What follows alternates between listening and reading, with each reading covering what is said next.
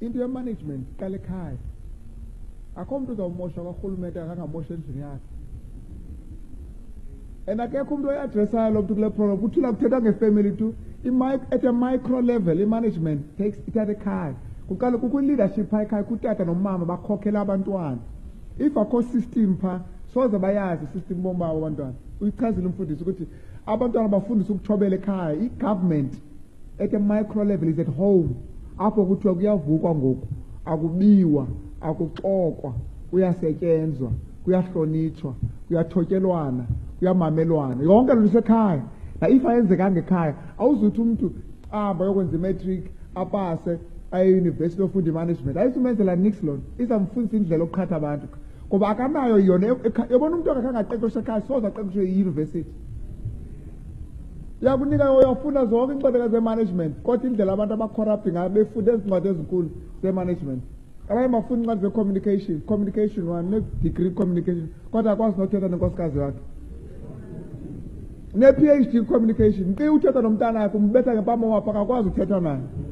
Kodwa ubhalile i-essay, wabhala i-research, wathini, wabhala tholo ofumano A. So the problem is at home. You see, uThixo walenza ikhaya, so that ayikho into enokuthatha ikhaya. Ikhaya becomes a building block ye-society, yamabandla, yelizwe lethu lonke. Okonakele ekhaya, abantu bathi i-rapists castrate, ne? Castrate, bababulawa. But zivelaphi i-rapists? Emakhaya. So siwathini amakhaya ke? Siwathini amakhaya la produce i-rapists? Asiveli sidulwini.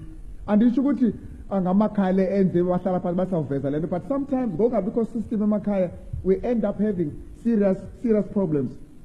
So that sinemizi nezindlu, but akho makhaya. We have no homes, we have houses. Uthi abantu ba-homeless. Abantu are homeless in their houses. Homelessness, xa uthi umuntu homeless, umuntu akanandlu, umuntu akanakhaya. Athi andinakhaya, mna uhlela apha endlini, sendlini, xa nakhaya, sendlini. Street kids, it's not just a physical problem. Kuthiwa kune-street kids, it's a psychological problem. Kuba bathi street kids amakoma kwabo. Ubomi be-street kids bubomi obungena-accountability.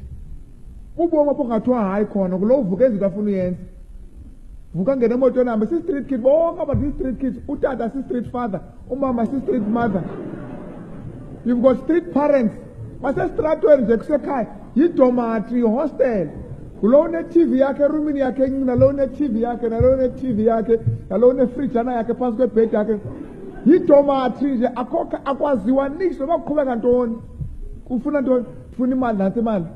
Unikwa ii-toys, kuyanikwa nje, akho communication. The next thing umntana uzibulela ushiya inote, and mazi noba une-problem, bekomite i-abortion ubulele, uthe akho mntu waziyo. No one knows. Nomntana uyazi ukuthi i-waste of time, akho mntu ukuxabisa omnye umntu. Xa ephuma utata umama uyangena ngeyakhe ibenz, utata aphume ngeveni. Basebenzela abantwana bethu, bapho abo bantwana. Kodwa ngothiwa east or west home is the best, but asatsho ngoku, ngoba abantwana bafuna umntu ekhaya, they try by all means, sometimes bade bafuna ungena emitshatweni bebaleka ekhaya, kanti bokwakhela inye elifana neli. Ngoba balazi ikhaya, zange balibona, uzayikhala njani ikhaya ungalazi.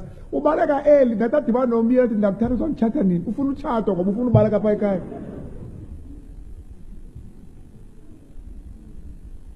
So abantwana, and I think umfundisi ibeke kakuhle, abantwana need families. Abantwana badinga ikhaya. Umuntu ohlala athi ndiyahamba mna ndishiyana lo mfazi noba bantwana sisigebenga lo mntu ufuna abantu. Avalwe le jail because uzasenzela izigebenga ezininzi.